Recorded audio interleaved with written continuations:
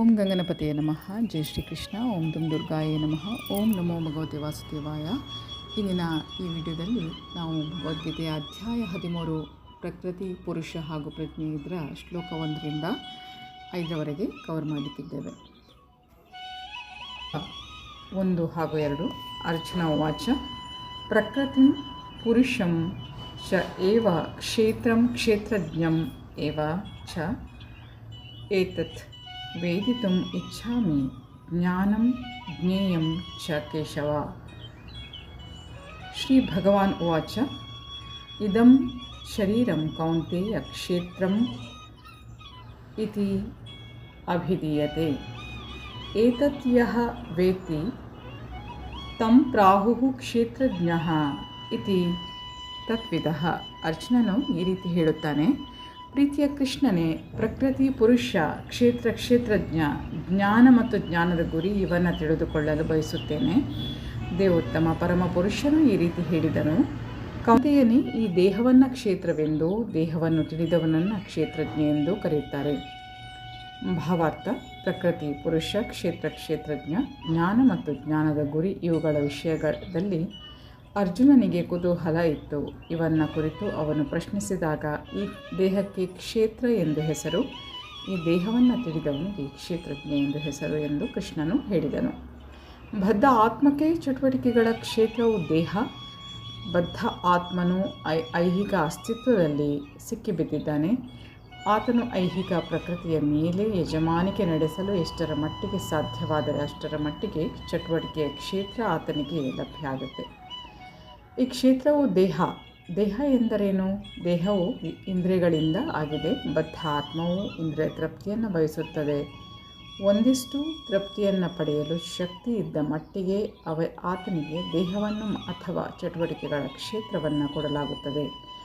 ಆದ್ದರಿಂದ ದೇಹಕ್ಕೆ ಕ್ಷೇತ್ರ ಅಥವಾ ಬದ್ಧ ಆತ್ಮದ ಚಟುವಟಿಕೆಗಳಿಗೆ ಬಯಲು ಎಂದು ಹೆಸರು. ದೇಹದೊಂದಿಗೆ ತನ್ನನ್ನು ಗುರುತಿಸಿಕೊಳ್ಳುವವನನ್ನು ಕ್ಷೇತ್ರಜ್ಞ, ಕ್ಷೇತ್ರವನ್ನು ಬಲ್ಲವನು ಎಂದು ಕರೆಯುತ್ತಾರೆ. ಕ್ಷೇತ್ರ ಮತ್ತು ಕ್ಷೇತ್ರಜ್ಞ, ದೇಹ ಮತ್ತು ದೇಹವನ್ನು ಬಲ್ಲವನು, ಇವರಲ್ಲಿ ವ್ಯತ್ಯಾಸ ತಿಳಿದುಕೊಳ್ಳುವುದು ಅಷ್ಟೇನೂ ಕಷ್ಟ ಅಲ್ಲ.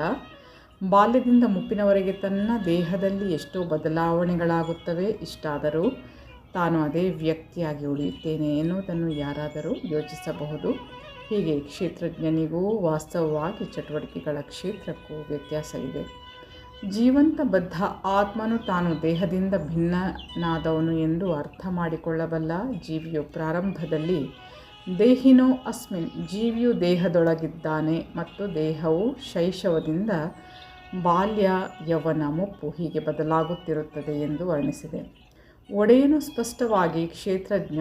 ಒಮ್ಮೊಮ್ಮೆ ನಾನು ಸುಖವಾಗಿದ್ದೇನೆ, ನಾನೊಬ್ಬ ಗಂಡಸು, ನಾನೊಬ್ಬ ಹೆಂಗಸು, ನಾನು ಇಂತಹ ಪ್ರಾಣಿ, ನಾಯಿ ಇರ್ಬೋದು, ಬೆಕ್ಕು ಇರ್ಬೋದು, ಇಂಥದ್ದೆಲ್ಲ ಯೋಚನೆಗೆ ಬರುತ್ತೆ. ಇವು ಕ್ಷೇತ್ರಜ್ಞನ ದೇಹದ ಹೆಸರುಗಳು. ಆದರೆ ಕ್ಷೇತ್ರಜ್ಞನು ದೇಹದಿಂದ ಭಿನ್ನನಾದವನು. ನಾವು ನಮ್ಮ ಬಟ್ಟೆ ಮೊದಲಾದ ಹಲವು ವಸ್ತುಗಳನ್ನು ಬಳಸಬಹುದಾದರೂ ಬಳಸಿದ ವಸ್ತುಗಳಿಂದ ನಾವು ಬೇರೆ ಎಂದು ನಮಗೆ ಗೊತ್ತು. ಹಾಗೆಯೇ ಸ್ವಲ್ಪ ಯೋಚಿಸಿದರೆ ನಾವು ದೇಹದಿಂದ ಬೇರೆ ಎಂದು ಅರ್ಥ ಆಗುತ್ತೆ. ನಾನು ಅಥವಾ ನೀವು ಅಥವಾ ದೇಹದ ಯಜಮಾನರಾದವರು ಕ್ಷೇತ್ರಜ್ಞರು, ಚಟುವಟಿಕೆಗಳ ಕ್ಷೇತ್ರವನ್ನು ಬಲ್ಲವರು. ದೇಹವು ಕ್ಷೇತ್ರ ಮತ್ತು ಚಟುವಟಿಕೆಗಳ ವಲಯ. ಭಗವದ್ಗೀತೆಯ ಮೊದಲ 6 ಅಧ್ಯಾಯಗಳಲ್ಲಿ ಕ್ಷೇತ್ರಜ್ಞನನ್ನು ಅಂದರೆ ಜೀವಿ ಅವನು ಪರಮ ಪ್ರಭುವನ್ನು ಅರ್ಥ ಮಾಡಿಕೊಳ್ಳಲು ಸಾಧ್ಯವಾಗುವ ಸ್ಥಾನವನ್ನು ವರ್ಣಿಸಿದೆ. ಭಗವದ್ಗೀತೆಯ ಮಧ್ಯದ 6 ಅಧ್ಯಾಯಗಳಲ್ಲಿ ದೇವೋತ್ತಮ ಪರಮ ಪುರುಷನ ಭಕ್ತಿ ಸೇವೆಯ ವಿಷಯದಲ್ಲಿ ವ್ಯಕ್ತಿಗತ ಆತ್ಮನಿಗೂ ಪರಮಾತ್ಮನಿಗೂ ಇರುವ ಸಂಬಂಧವನ್ನು ವರ್ಣಿಸಿದೆ. ದೇವೋತ್ತಮ ಪರಮ ಪುರುಷನ ಉನ್ನತ ಸ್ಥಾನವನ್ನು, ವ್ಯಕ್ತಿಗತ ಆತ್ಮನ ಕೆಳಗಿನ ಸ್ಥಾನವನ್ನು ಈ ಅಧ್ಯಾಯಗಳಲ್ಲಿ ಖಚಿತವಾಗಿ ವಿವರಿಸಿದೆ. ಜೀವಿಗಳು ಎಲ್ಲ ಸನ್ನಿವೇಶದಲ್ಲಿಯೂ ಅಧೀನರು. ತಮ್ಮ ವಿಸ್ಮರಣೆಯಿಂದ ಅವರು ನೋವನ್ನು ಅನುಭವಿಸುತ್ತಿದ್ದಾರೆ. ಪುಣ್ಯ ಕಾರ್ಯಗಳಿಂದ ಅವರಿಗೆ ಜ್ಞಾನೋದಯವಾದಾಗ ಅವರು ಬೇರೆ ಬೇರೆ ಸ್ಥಿತಿಗಳಿಂದ ಪರಮ ಪ್ರಭುವಿನ ಬಳಿಗೆ ಹೋಗುತ್ತಾರೆ. ನೋವಿನಲ್ಲಿ ಇರುವವರು, ಹಣದ ಅಗತ್ಯ ಇರುವವರು, ಕುತೂಹಲಿಗಳು ಮತ್ತು ಜ್ಞಾನದ ಅನ್ವೇಷಣೆಯಲ್ಲಿ ಇರುವವರು ಹೀಗೆ ಪರಮ ಪ್ರಭುವಿನ ಬಳಿ ಸಾರುತ್ತಾರೆ. ಇದನ್ನೂ ವರ್ಣಿಸಲಾಗಿದೆ. 13ನೇ ಅಧ್ಯಾಯದಿಂದ ಜೀವಿಗೆ ಹೇಗೆ ಐಹಿಕ ಪ್ರಕೃತಿಯ ಸಂಪರ್ಕ ಬರುತ್ತದೆ ಮತ್ತು ಫಲಾಪೇಕ್ಷೆ ಇರುವಂತಹ ಕರ್ಮ, ಜ್ಞಾನದ ಬೆಳವಣಿಗೆ ಮತ್ತು ಭಕ್ತಿ ಸೇವೆಯುಗಳ ವಿವಿಧ ವಿಧಾನಗಳ ಮೂಲಕ ಪರಮಪ್ರಭು ಜೀವಿಯನ್ನು ಹೇಗೆ ಉದ್ಧಾರ ಮಾಡುತ್ತಾನೆ ಎನ್ನುವುದನ್ನು ವಿವರಿಸಲಾಗಿದೆ. ಜೀವಿಯು ಐಹಿಕ ದೇಹದಿಂದ ಸಂಪೂರ್ಣವಾಗಿ ಭಿನ್ನನಾದರೂ ಹೇಗೋ ಅದರ ಸಂಬಂಧ ಪಡೆಯುತ್ತಾನೆ, ಇದನ್ನು ವಿವರಿಸಿದೆ.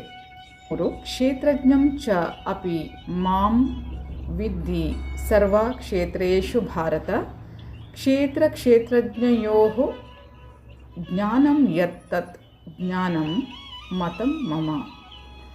ಅನುವಾದ: ಭರತವಂಶ ಶ್ರೇಷ್ಠನಾದ ಅರ್ಜುನನೇ, ಎಲ್ಲ ದೇಹಗಳಲ್ಲಿರುವಂತಹ ಕ್ಷೇತ್ರಜ್ಞನು ನಾನೇ. ಈ ದೇಹವನ್ನು, ಅದರ ಕ್ಷೇತ್ರಜ್ಞನನ್ನು ತಿಳಿಯುವುದೇ ಜ್ಞಾನ ಎನ್ನುವುದನ್ನು ನೀನು ಅರ್ಥ ಮಾಡಿಕೊಳ್ಳಬೇಕು. ಇದೇ ನನ್ನ ಅಭಿಪ್ರಾಯ.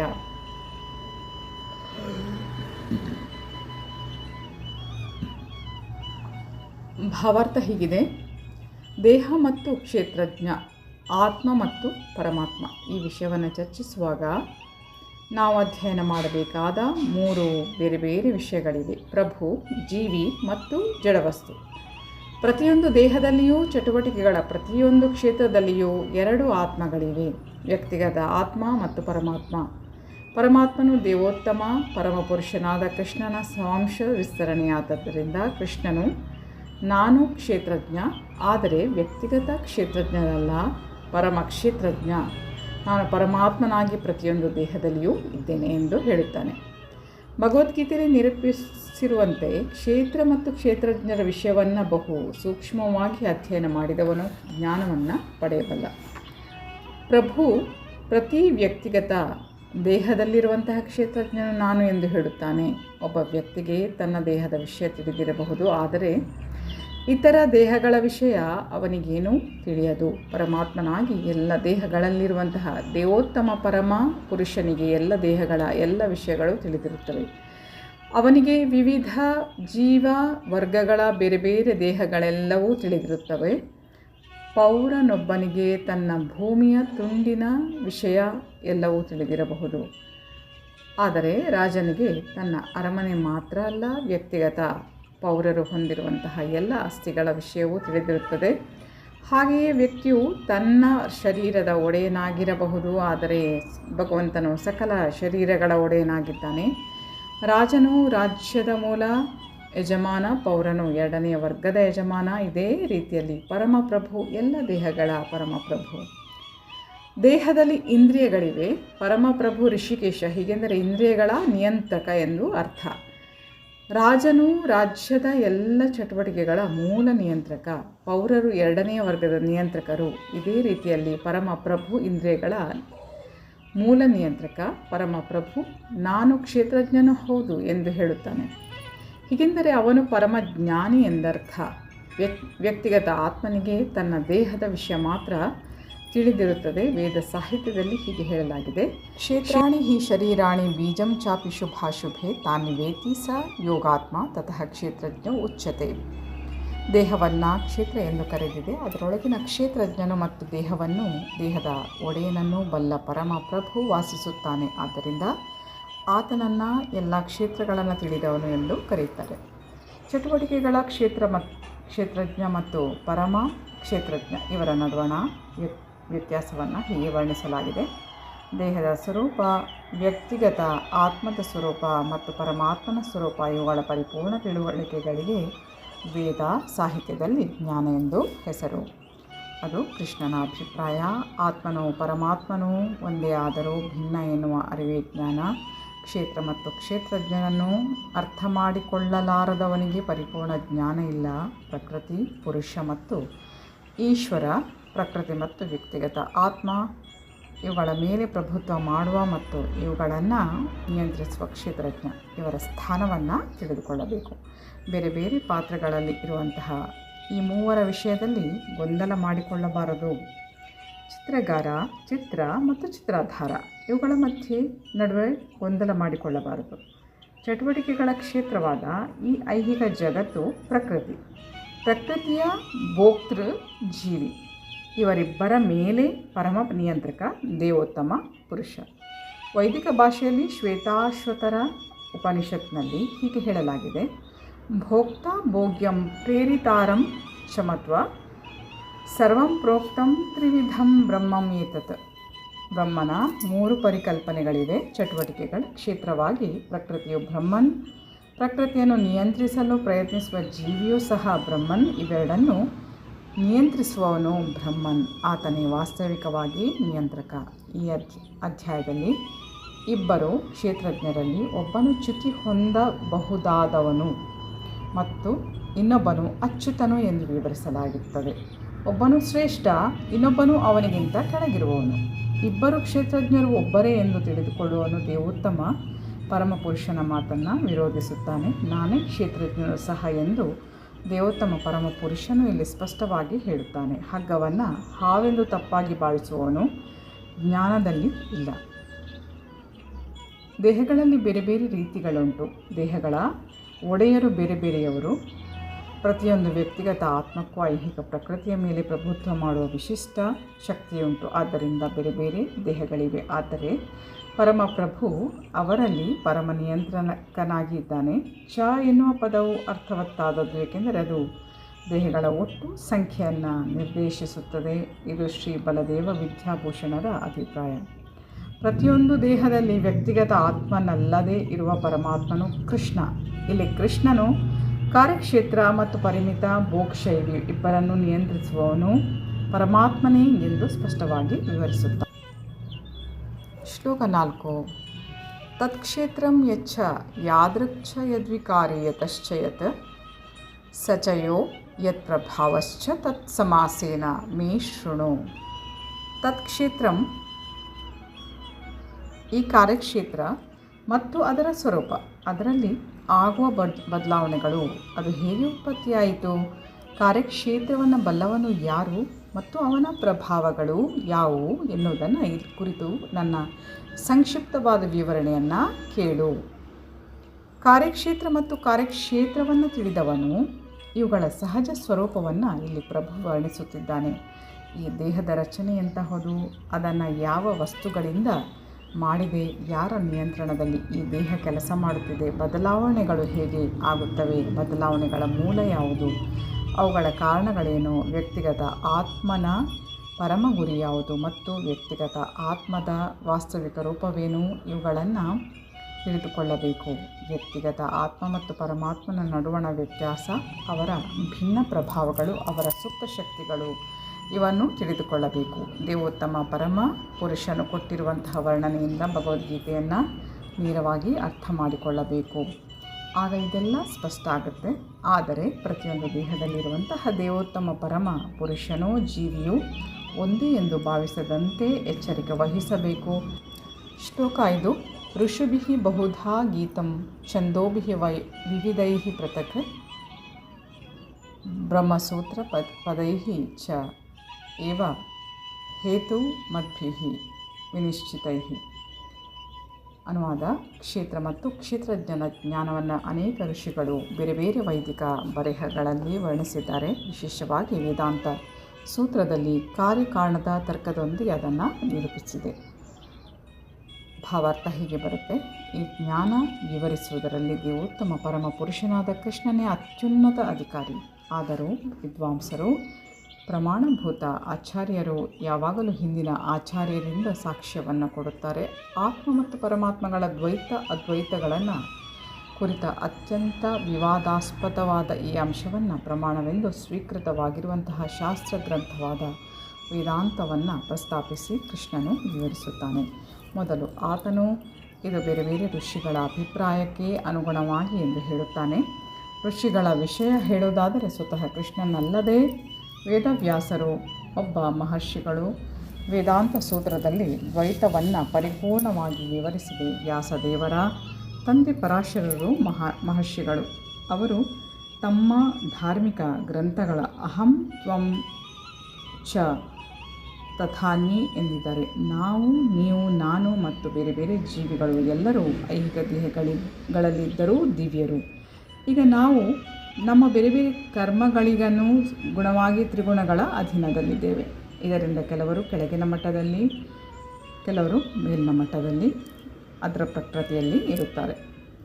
ಮೇಲ್ಮಟ್ಟದ ಮತ್ತು ಕೆಳಮಟ್ಟದ ಪ್ರಕೃತಿಗಳಿಗೆ ಅಜ್ಞಾನವೇ ಕಾರಣ. ಇವು ಅಸಂಖ್ಯಾತ ಜೀವಿಗಳಲ್ಲಿ ಪ್ರಕಟ ಆಗುತ್ತೆ. ಆದರೆ ಅಚ್ಯುತನಾದ ಪರಮಾತ್ಮನಿಗೆ ಪ್ರಕೃತಿಯ 3 ಗುಣಗಳ ಸೋಂಕಿಲ್ಲ.